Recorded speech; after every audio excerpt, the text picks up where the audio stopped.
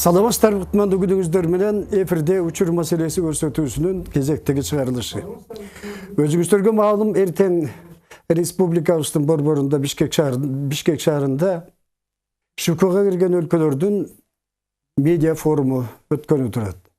Биз бул эл аралык жыйын эмнеге арналды, кандай маселелерди көтөрөт, эмне максатты көздөп мындай жыйын өтүп жатат, ушунун тегеретесинде сөз кылалы деп студиябызга Кыргыз Республикасынын Маданият, маалымат жана туризм министринин орун басары Нуржигит Кадырбековду, ошондой эле чыгыш өлкөлөрү боюнча серепчи Айболот Айдосовдорду чакырганбыз. Урматтуу телекөрүүчүлөр, биздин бул көрсөтүүбүз дагы дайым кудайлы түз эфирде, ошондуктан биз талкуулай турган, биз сөз кылай турган маселелердин тегеретесинде айрым бир жагдайларды тактап алууну кааласаңыз же болсо тигил бул нерселерди боюнча суроолоруңуз болсо, биздин студиябызга түз чалып, биздин студиянын меймандарынан дароо жооп алышка мүмкүнчүлүгүңүздөр бар. Биздин телефонубуз 67 11 41 телефону дайым кудайлы. Сиздерден телефон чалууңарды күтүү менен биз бүгүнкү көрсөтүүбүздү баштайлы. Биз жогоруда өтө турган жыйынды жөнүндө айттык. Бул жыйын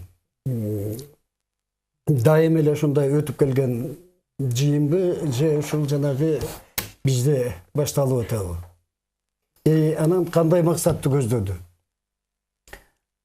Бул Шанхай кызматташтык уюмунун мамлекеттеринин өлкөлөрүнүн медиа форуму деген себеби өзү 8 мүчө мамлекет бар, 4 байкоочу бар, 4 партнер бар, 6 байкоочу өлкө бар.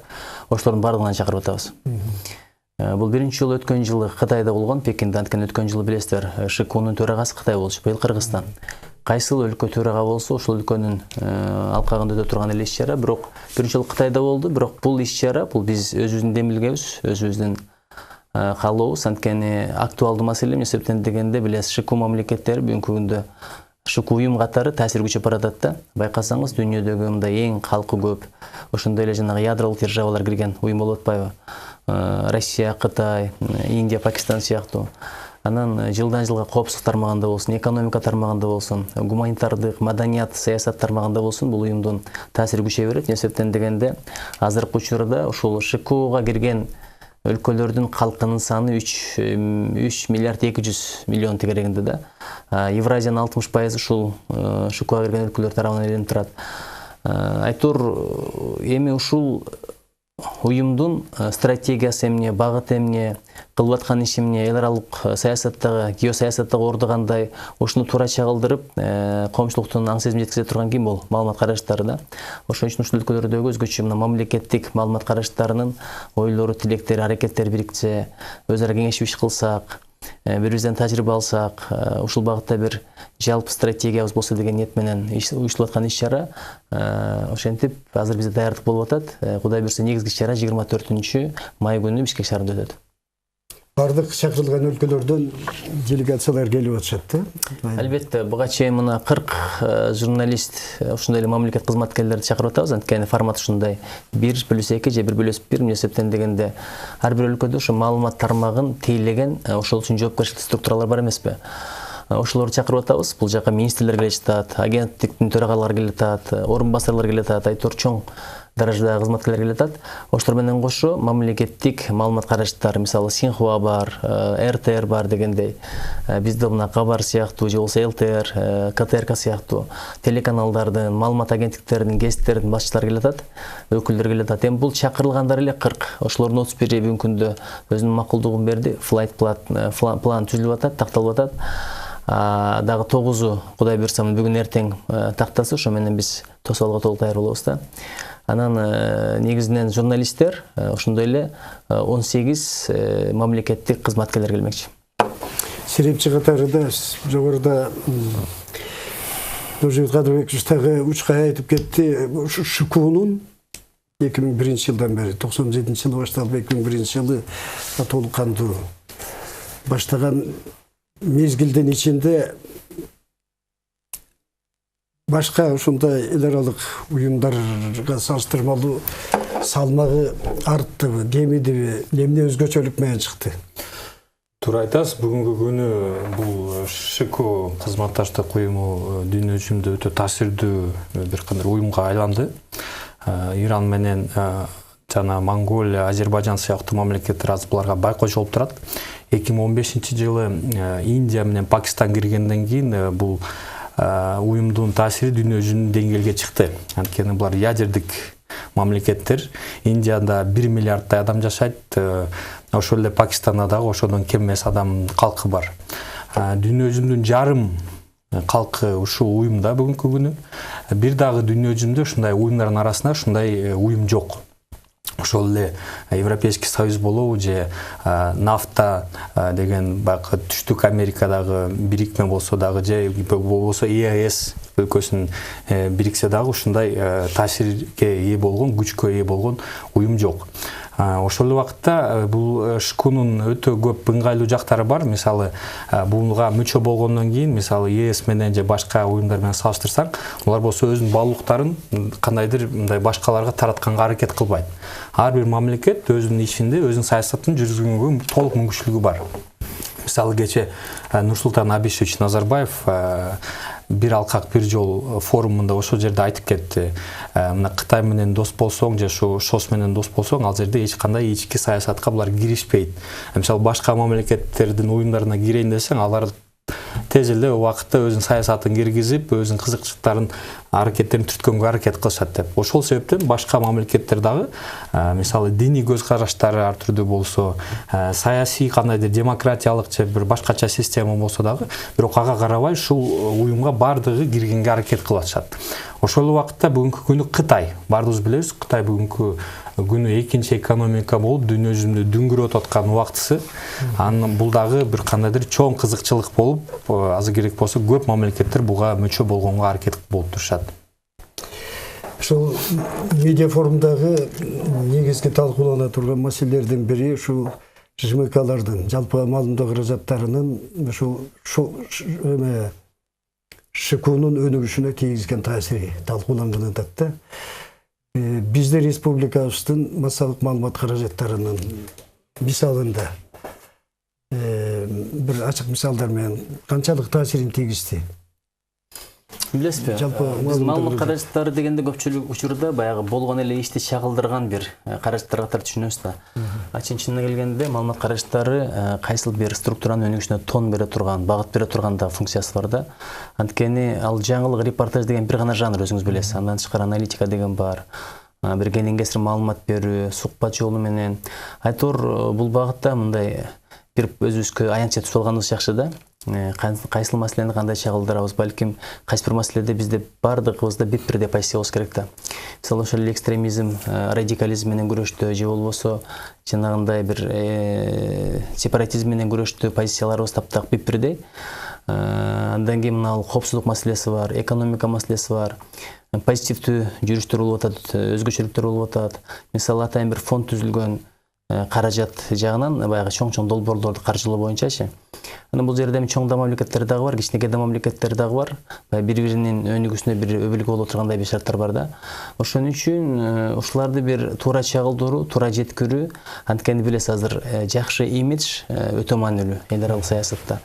ШКО тууралуу деле баягы бир түрдүү позиция жок, бир түрдүү пикир жок. Бирок чын-чынына келгенде ШКОнун эл аралык саясаттагы орду абдан маанилүү, өзгөчө мына коопсуздук тармагында, экономикалык өнүгүү тармагында ушуларды бир элге журтка туура жеткизүү үчүн бизде журналисттерде дагы өз ара кызматташуу болуш керек да. Кадимки эле азыр мисалы министрлердин деңгээлинде кызматташуу бар, өкмөт башчыларынын деңгээлинде, мамлекет башчыларынын деңгээлинде.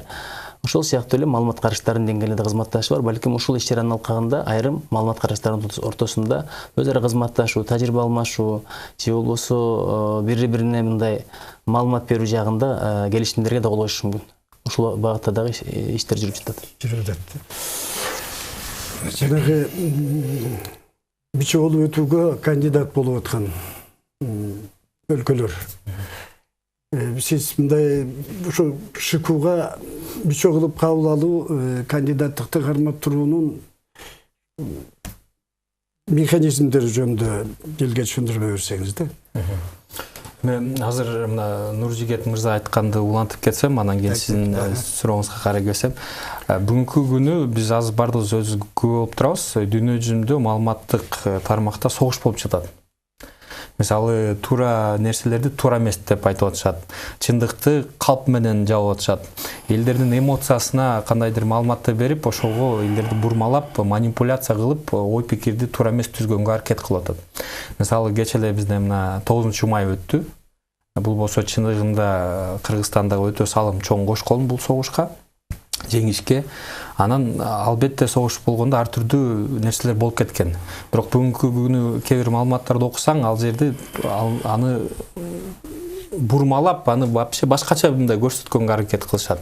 Керек болсо кайра Советский Союз кол салгандай болуп көрүнөт аларды окусаң. Ошого окшогон маалыматтар азыр дүйнө жүзүндө таркап атат. Же болбосо ошол эле дин маселеси боюнча дагы, мисалы, бир кандайдыр динди кармаган адамдарды террорист кылып, башкаларды туура кылып көрсөткөнгө аракет кылып атышат. Булардын бардыгы албетте ушул ШОС алкагына, мына медиа форумда дагы бир кандайдыр бир позиция болуш керек да, бир кандайдыр маселелерге. Мисалы, бүгүнкү күнү Кытайда эле жаман нерселерди кылып атат, бирок жакшы нерселер да көп.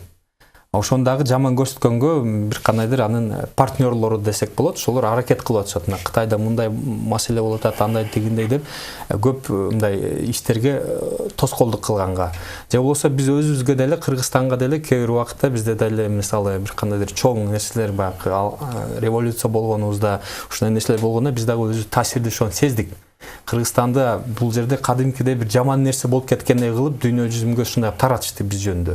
Анан канча бир 5 жылдай жүрдүк, ошо кайра өзүбүздүн атыбызды кайра ушу туристтер Кыргызстанга кайра келе турган кылып. Ага чейин Стан деп бизди Афганистан менен бириктирип коюшту. Ушундай дагы аракеттер болду. Анан ошол себептен маалыматтык коопсуздук бүгүнкү күнү бул биринчи ролдо.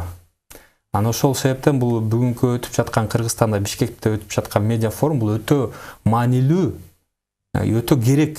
Бүгүнкү актуалдуу нерсеге айланып атат. Анан албетте ушул жерде Кыргызстан башчы болуп турганы, ушунун төрага болуп турганы бул өтө туура. Анан сиз айтып кеттиңиз, мына Кыргызстанда биздин маалыматтык тармакта дагы мисалы мен ойлойм биздин кесипкөйлүгү өтө эле бийикке чыкты, азыр профессионалдуу деңгээли өтө журналисттердик. Ооба. Анткени мисалы 6 миллион кичинекей калк болгону менен бизде журналисттердин саны өтө көп ушундай кичинекей мамлекетибизге. Ошол эле агентстволорубуз бар, кандайдыр сайттарыбыз жыл сайын ачылып атат. Кыргызстанда чындыгында сөз эркиндиги бар. Мисалы башка мамлекеттерге салыштырсак, ошол эле ШКУ мамлекеттерин, ал жакта мындай эркиндик жок. Ошол себептен дагы журналисттер өтө өзүнө ишенип, бир кандайдыр коркпой, бир кандайдыр керек болсо коррупцияны ачып берген маселелерди ачып атышат. Кечеле деле көрдүк, Идрис деген Азаттыкта иштеген бала тиги түштүктөгү бир кандайдыр туура эмес жашаган кишини кандай ачып берип көрсөтүп берди. Ошондойду мисалы Казакстанда же болбосо Россияда андайды уга албайсың. Бизде болуп атат. Ошол себептен Кыргызстанда үйрөтө алат бир кандайдыр жерлерде. Сиздин маселеңиз боюнча айтсам, чындыгында азыр көп мамлекеттер ушул ШКУга байкотчу болуп, ошого мүчө болоюн деген аракет кылып жатышат. Бирок байкотчу болуш бул өзү эле бир статус да. Мисалы жөн эле статус алыш. Бирок аларда дагы өзүнүн бир кандайдыр ички маселелери бар. Мисалы Монголия, Кытайдын ортосунда бир кандайдыр өзүнүн, Россиядагы бар аркасында өзүнүн маселелери бар. Ошол эле Иран, мисалы Ирандагы өзүнчө бир кандайдыр кызыкчылыктарды өзүн ошол жерде орун алганга, бир кандайдыр ролдорду ойногонго, ошону күтүп жатышат. Албетте Кытай же Россия өзү эле чече албайт. Алар Кыргызстан менен кеңешиш керек, Казакстан менен, Өзбекстан менен ушул мамлекетти булар сурап жаткан, булардын кызыкчылыгынын негизинде ушуна кабыл алсак болобу же болбойбу деп. Анан ошол себептен кээ бир мамлекеттер ошол аттана албай, кире албай турушат.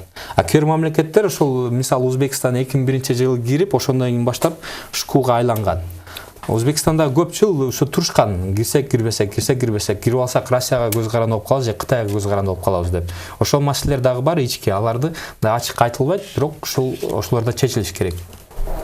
Медиа форумдун өтүшү бул ошол жанагы ШКУнун өткөрүүчү иш-чаралар тизмесиндеги нерсеби же биздин демилге менен же сиздин кайсы бир тараптын демилгеси менен уюштурулуп жатат? Билесизби, бул жерде албетте биздин демилге, бирок биринчи жолу 2018 жылы июнь айында Кытайда өткөн. Медиа саммит деп аталып өткөн. Анан Шанхай духу деп коет. Ушуга шайкеш келтирип, ушуну бир түшүндүрүп, дүйнөгө алып чыксак дегендей бир мааниде өткөн. Бирок биздин эркибиз болчу. Кааласак муну өткөрсөк болот эле, кааласак өткөрбөсөк болот эле. Бирок биз ушуну туура деп чечтик. Эмне себептен дегенде, бул бир эле билесизби? Шанхай мамлекеттеринин гана кызыкчылыгы эмес, бул Кыргызстандын кызыкчылыгы. Бул жерде эки маани бар. Журналисттер деген журналисттер, алар келип эле бир конференцияга катышып коюп, анан сүйлөгөнсөрдү угуп коюп кетип калбайт. Келгенден кийин ар бир репортаж даярдап кетет. Болгондо дагы алардын баягы үлкөн эң таасирдүү маалымат караштар келет да. Ошондо бир Кыргызстандын имиджин көтөргөнгө пайдаланып калалы деген ой бар да. Биз ата-аналар үчүн азыр маданий программада уюштурулуп жатат. Биздин Бишкекте, мисалы Айтматовдун музейин алып баралы деп атабыз, Супраны көрсөтөлү деп атабыз.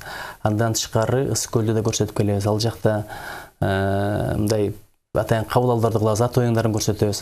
Айтор Кыргызстандын имиджин эл аралык деңгээлде ШКУ мамлекеттеринин алкагында аябай көтөрүүгө, туризм потенциалын дагы күчтөндүрүүгө бир жакшы шарт болуп атат да.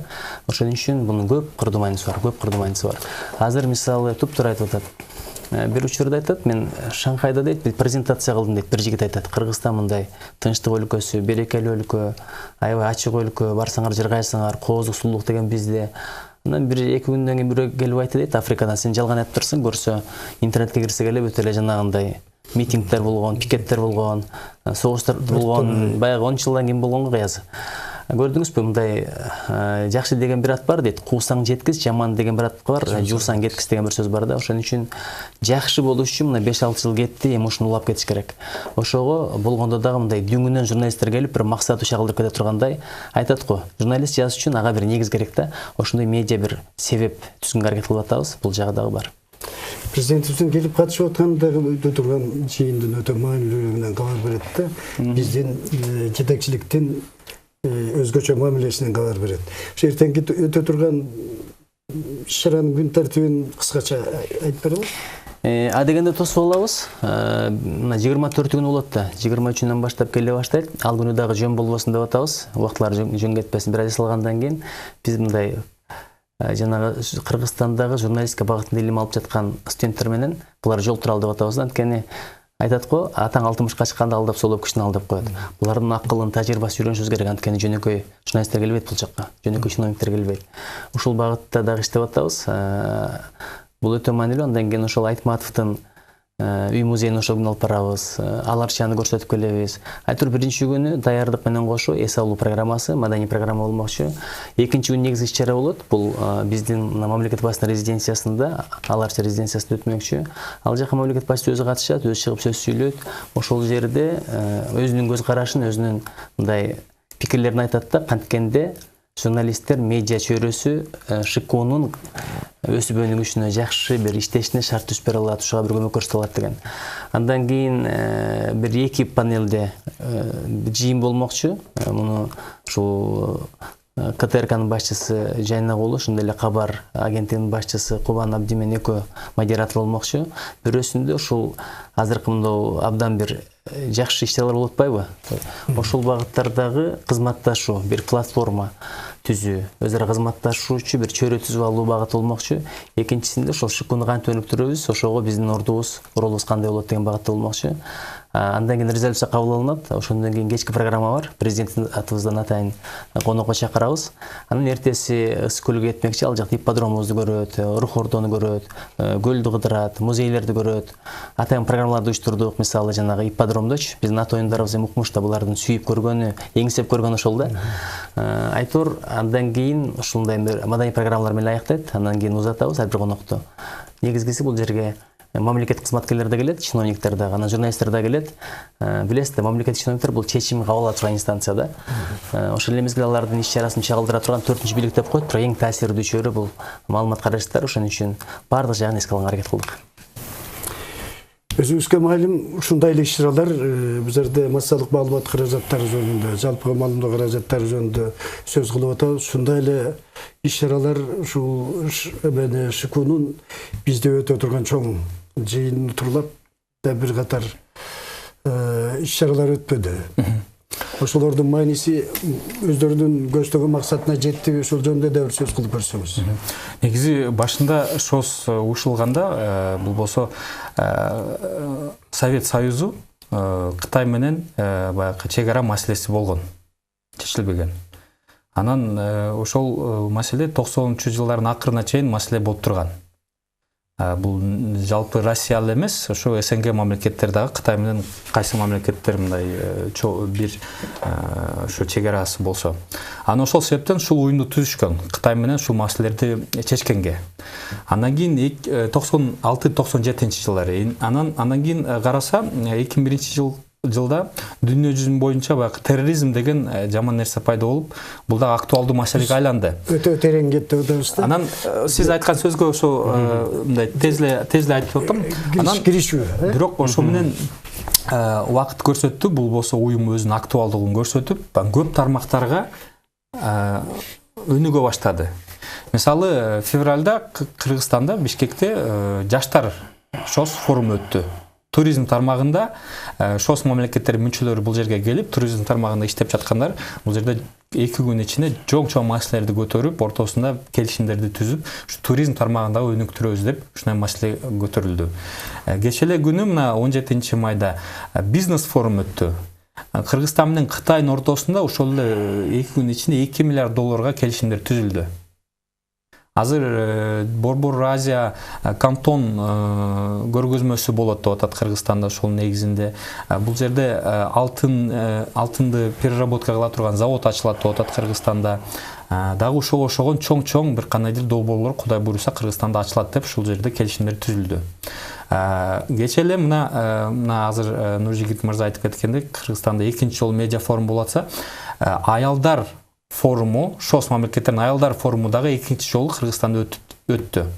Ал жерде дагы мына биздин айым депутаттарыбыз катышты, айым министрлерибиз катышты. Ошол мамлекеттерден да келишти, ошондой чоң деңгээлде, чоң даражадагы министрлер, депутаттар келип, ошол жерде дагы аялдарды ушул ШОС уюмунда кандайдыр бир орну көбүрөөк болсун деп, аялдардын кандайдыр проблемаларын, ошол эле балалык проблемалары чечиле турган маселелер көтөрүлдү. Анан бул ШОСтун ушунун баарынын аркасында бир чоң ийгилик турат. Бул болсо өзүнө мындай жөн эле бир маселени чечилип эле бүтүп калгандай эмес, дагы бир кандайдыр жаңы маселелер ачылып, жаңы багыттар ачылып, анан дагы Кудай буйруса мүмкүн мына азыркы Бишкек форуму өтүп жатканда, мисалы парламенттик ассамблея деген маселе да көтөрүлүшү мүмкүн.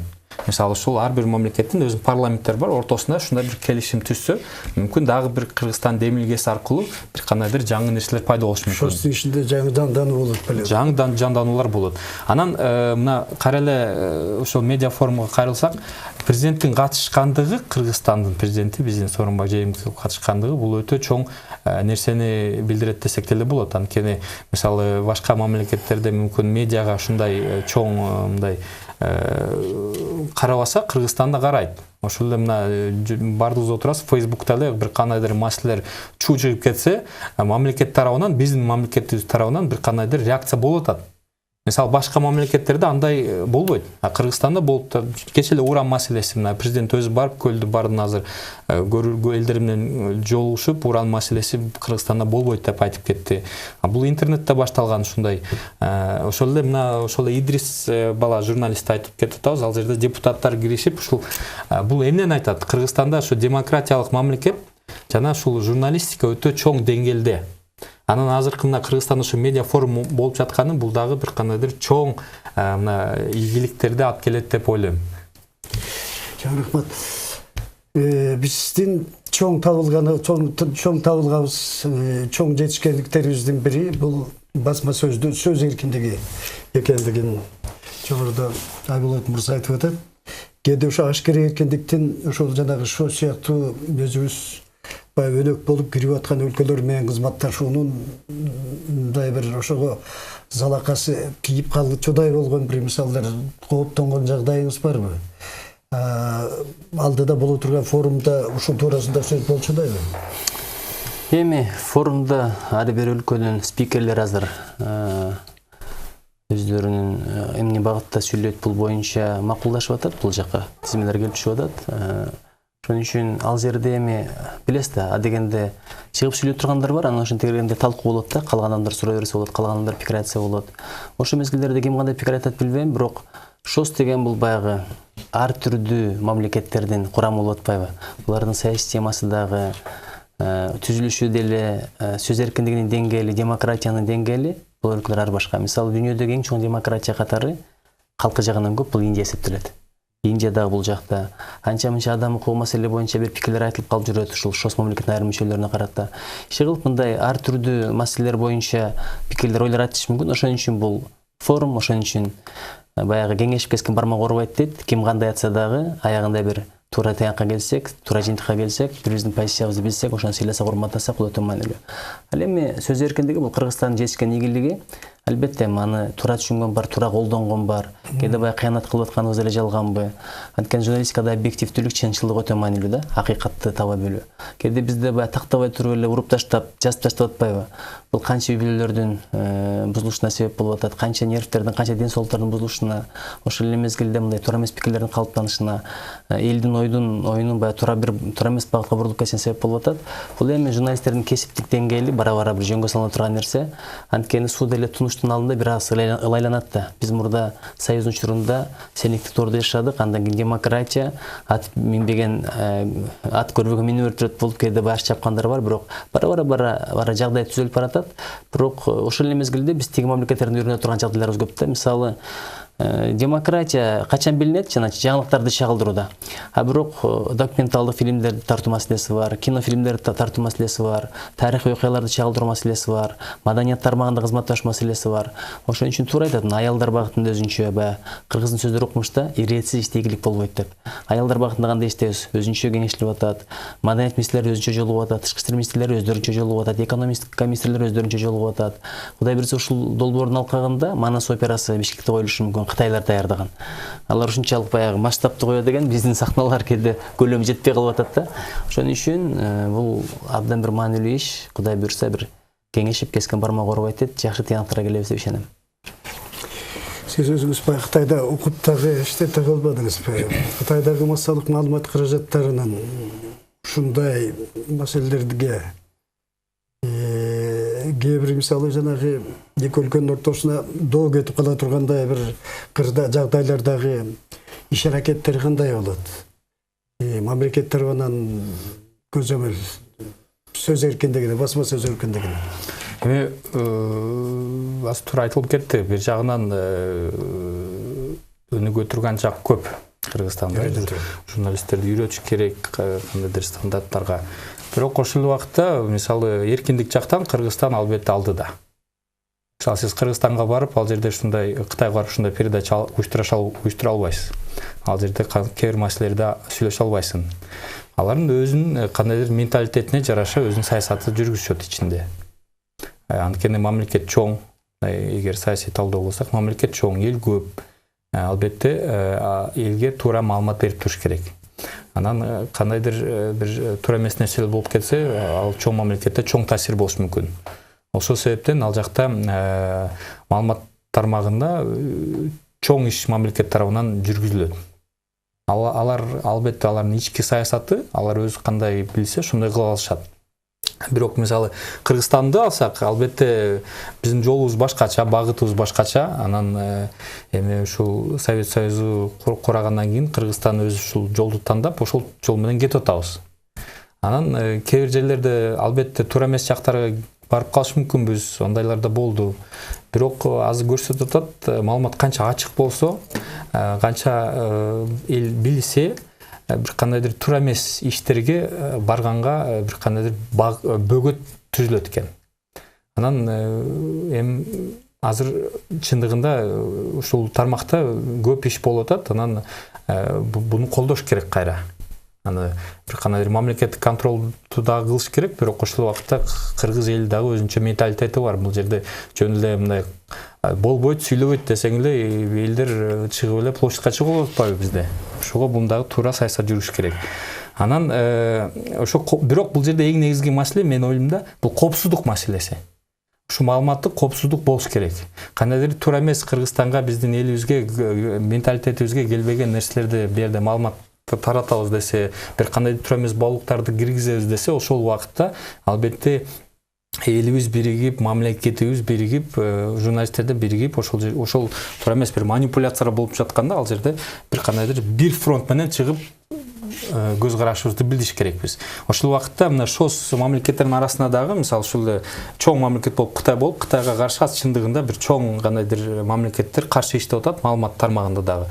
Ошол жерде дагы мүмкүн Кытайды колдош керек, же биздин кызыкчылыгыбызга эгер дал келишсе. А кээ бир жерлерде өзүнө кызыкчылыгды карап, мындай дистанция кылып, мындай саясат туура жүргүзүш керек деп ойлойм.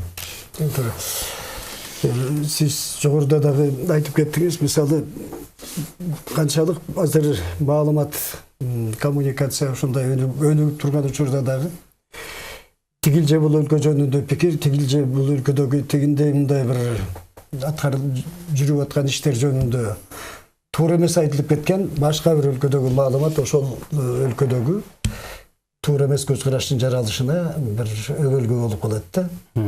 Ушул алдыдагы форумда же болбосо деги эле ошол жанагы туура эмес Кыргызстан жөнүндө же болбосо туура эмес Кытай Республикасы жөнүндө бир эки жарандын же башкалары мисалында маалымат тарап бүтүндөй республиканын аброюна шек кете турган болсо, мындай жагдайда кандай болот? Билесизби? Журналист катары дагы билесизби, чын жетекчи катары. Эми кандай гана жан болбосун, кандай гана кубулуш болбосун, үч жактан каралат. Биринчи анын өзү жөнүндө өзүнүн пикири. Экинчиси ал жөнүндө башка бирөөнүн пикири.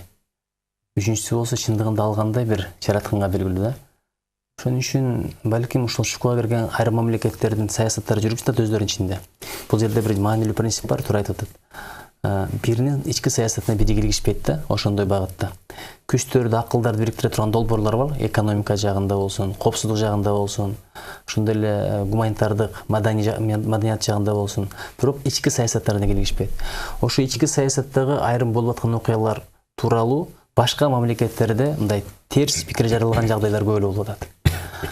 Ошон үчүн ал мамлекеттердин өздөрүнүн стратегиясы бар. Ушул тууралуу бир туура маселе, туура бир пикир болсо экен деген ниетте, азыр мисалы кээ бир мамлекеттер пресс-турга тиги жаман пикирдүү өлкөнүн журналисттерин чакырып атат да. Бул баягы өздөрүнүн стратегиясы, өздөрүнүн аракети, өздөрүнүн каражаты болуп аткан иш. Бирок ушундай жагдайларда кандай иш кылабыз бул өтө маанилүү. Анткени эгерде күчтөр, акылдар бириксе, позициялар тактап алсак, келишимдерге кол койуп алсак, журналисттер баягы бийлик аркылуу эмес түзмө-түз эле байланышта отура турган болсо, бул чечиле турган маселе. Анткени тигил жактан маалымат келет, ПТФ аркылуу бөлүшүлөт, ушундай маалымат келди. Азыр мисалы Түрксойдо аракет болуп атпайбы, бир канал түзөлү депчи. Элестетип көрсөңүз, бүт Түрксой мамлекеттер ошол сыяктуу эле балким ушуга барабызбы деген деле бир ойлор болушу мүмкүн да. Ошон үчүн эми бир боло бере турган эле процесс жашоодо. Бир өлкө жөнүндө, экинчи өлкөдө бир негатив информациянын болгону кадырес эле нерсе. Дипломатиялык каналдар менен деле болот, бирок бул негизги максат эмес да, ушул сөзсүз негативди позитивге айландыралы деп. Көбүрөөк тескерисинче позитивге себеп боло турган окуялар көп болсо, ушул багытта иштесек деген ойлор болуп атат. Кытай Республикасы өзүнүн кадыр баркына өтө кылдат мамиле кылган. Анан мыйзамдын сакталышына тыкыр көз салган. Ошону менен жанагы 1 миллиард 300 миллионго жакын калкты бул кеттиге кармап турган өлкөдө. Анан ошол өлкөнүн кайсы бир компанияларынын сырткы ошол шериктештикке кирген өлкөлөрбү, жанагы кызматташтык уюмуна кирген өлкөлөрбү же башка өлкөлөрбү Абтубаштын компаниясы чыгып иштеп таза кол иштебей, баягы макулдашуулуу келишимдерге туура аткарбай калган учурларда соттук эмес, мисалы массалык маалымат каражаттарында ушул жөнүндө уудуу сөз жүрүп кетсе, ага Кытай Республикасы кандай мамиле кылат? Мамиле кылабы? Мен болсо өзүм Кыргызстан жаранымын, анан биздин мыйзамдарды билем. Кыргызстанда кандай болот? Мен ойлойм, эгер бул эми негизи логика эгер таказак, албетте эгер туура эмес иштер болсо, мамлекет өзү, конечно, бир кандайдыр иштерди жазалаш керек. Мисалы, биздин жарандарыбыз башка мамлекетте туура эмес иштерди кылса, албетте биз биз Кыргызстан жараны болгондон кийин ал эгер туура эмес кылса, Кыргызстанга келсе, ага жооп бериш керек. Ал эми Кытай азыр кандай саясатын ичинде жүргүзүп атат, аны биз билбейбиз албетте. Эми логика келсе, ушундай иш болуш керек. Өзү кандай эмне болду, ал жерде мен мисалы милицияда иштегенден кийин, расследование кылгандан кийин мен билбейм ал жерде эмне болгонун. Эгер мисалы массалык маалымат каражаттарында ошондой кайсы бир өлкөдө, кайсы бир компания же болсо кайсы бир жарандардын тобу момундай иш кылган үчүн баланы өлкөдө ушул массалык маалымат каражаттарында кеңири тарап кеткен үчүн момундай бир иш-чаралар жүргүзүлүп атат деген маалыматтардын чыгып калган учурларын байкап калганыңызбы? Албетте, мисалы мына мисалы Кытайды албай эле Кыргызстанды алсак, мына кечээ эле баягы цифровизация маселеси кандай көтөрүлдү бизде. Анан ошол негизинде дагы мына кечээ ошону башкарган киши иштен кетти. Өкмөттө ошол иш болуп. Анан ошол дагы байланыштырып атышат. Эми ал журналисттер калпы чындыкпы эч ким билбейт. Мисалы ГКМБнын башчысы кетти деп атышат. Анын ордуна азыр жаштарды карап атышат, жаш кадрларды. Мисалы жаш эксперттерди. Ошо биздин эң негизги коопсуздугубузду жооп берген башчы ким болот деп. Мисалы мен өзүм болгондо, мен Кайрат Асманалиев деген ушундай бир саясий таануучубуз бар, юристибиз бар, ошондой адамдарды алып келсек болот деп ойлойт элем. Мисалы эгер мындай Кыргызстандын мындай азыркы убакыттагы чакырыштарга карасак, анткени маалымат тармагында дагы туура саясат эгер жүргүзүлсө, мисалы мына биздин түштүгүбүздү азыр өзбек каналдары көрсөтүп атат деп айтып атышат. Жарандарыбыз. Ошол Facebook'та, жаңылыктарда чыгып атат. Телевизорду койсок, Өзбекстан каналдары көрсөтүп атат деп. Же мисалы түндүктө деле Казакстандын каналдары кээрлери кирип кетип атат бизге сигналдары. Телевизорду койсоң, бизде деле көп эл аралык каналдар көрсөтүп атат. Бир жагынан бул жакшы, бирок ошол убакта мисалы Кыргызстанга бир кандайдыр доо келтире турган маалымат болсо, албетте мамлекет ага кандайдыр иш-чара кылыш керек. Мисалы биздин азына Нуржигит мырза туура айтып жатат, кандайдыр маселелерде биз эркиндикти бериш керекпиз, бирок Кыргызстан кызыкчылыгына каршы иш болуп атса, албетте мамлекет эл болсо мамлекетти президентибизди ошого шайладык, биздин кызыкчылыгыбызды сактасын, коргосун деп. Сиз айткан маселеде дагы, мисалы эгер башка жарандар Кыргызстанда туура эмес иш-чара жасаса, бир кандайдыр туура эмес иш-чараларга кол коюп койсо, албетте мисалы Кыргызстандагы бир кандайдыр туура эмес кылган чиновниктер азыр уже өзүн сиз айтып атасыз, мен түшүнүп атам кайсы жөнүндө айтып атасыз, жазасын алып уже бир кандайдыр отурушат кээ бирлери кесилишип. Ошол убакта чет мамлекеттин жарандары эмне болду, азыркыча биз билбей турабыз. Албетте мисалы Кыргызстан эгер колунан келбесе, бирок ал мамлекетте дагы иш жүргүзүш керек. Массалык маалымат каражаттары ушул болуп турган иш-чараны кандай чагылдырмай болушту? Жана айтылып аткан мүчө болгон өлкөлөрдөн дагы өздөрүнүн кызматташуу болуп аткандан кийин аты баштуу агенттиктердин өкүлдөрү да келип, дүйнөгө ушул нерсени чагылдыруу багыты да каралды. Албетте, катышканга өзүнчө чакырдык. Мисалы баш редакторлорду, аткаруучу директорлорду, бирок чагылдырыштын дагы өзүнчө чоң топтор келет. Ошон үчүн жалаң эле конференция болду, анан мындай сөздөр талкууланды десе, бул көрөрманга кызыксыз да. Ошон үчүн биздин баягы маданий программанын болгону да ошондон. Ал арчабызды көрсүн, көлүбүздү көрсүн, айтматыбызды билсин. Бул иш-чарга өтө чоң даярдыктар болду. Канча тендерлер өттү. Керек болсо брошюралар даярдадык, кыргыз, орус, англис тилдеринде. Эбепке себеп болуп, ошолор аркылуу да Кыргызстанды таанып калса деген ойда. Азыр эми ар бир адам Кыргызстандын имиджин ойлош керек. Кыргызстан имиджи деген эмне билесизби? Бул жакшы ролик эмес, бул адамдардын адеби, көркөм адеп акылагы. Биз тосуп алабыз, волонтерлор даярдап койдук. Ар бир делегацияга бирден, экиден адамдарды бекиттик. Алар дагы адеп жагынан тарбияланды.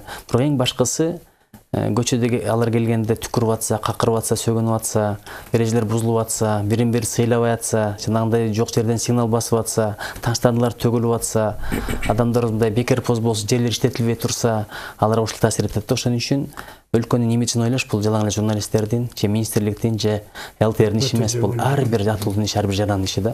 Ошон үчүн мен суранат элем, азыр глобализация заманы, тынбай туристтер келип атат. Ошон иш-чаралар байма-бай болуп атат.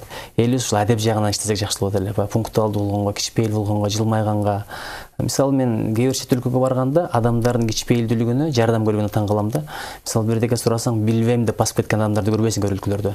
Ишин токтотуп болсо дагы сени жеткизип коюп, күлүп жайнап, кечирим сурагандан кеткен жагдайлар болот да. Ошон үчүн ушул жагын эске алсак абдан жакшы болот эле. Урматтуу меймандар, эртең биздин республикабыздын борбору Бишкек шаарында өтө турган бир маанилүү жыйын жөнүндө болгондо да биздин кесиптештерибиздин бизге окшош кызмат өтөп аткан адамдардын тобунун жетекчилеринин жыйыны өткөнү жаткандыгы, анын маани маңызы жөнүндө кеңесир келип сөз кылып бергениңиздер үчүн чоң рахмат. Урматтуу телекөрүүчүлөр, биздин учур маселеси көрсөтүүсүнүн кезектеги чыгарылышы өзүнүн соңуна чыгып барат. Биздин бүгүнкү көрсөтүүбүздүн катышуучулары Нуржигит Кадырбеков, Кыргыз Республикасынын Маданият, маалымат жана туризм министринин орун базары, ошондой эле Айболот Айдосов, чыгыш өлкөлөр боюнча серепчи, сиздер менен биз менен маектеш болду. Кайрадан ушундай бир маектерде жолугушканча сак саламатта болуңуздар. Баарыңыздарга бакубатчылык тилейбиз.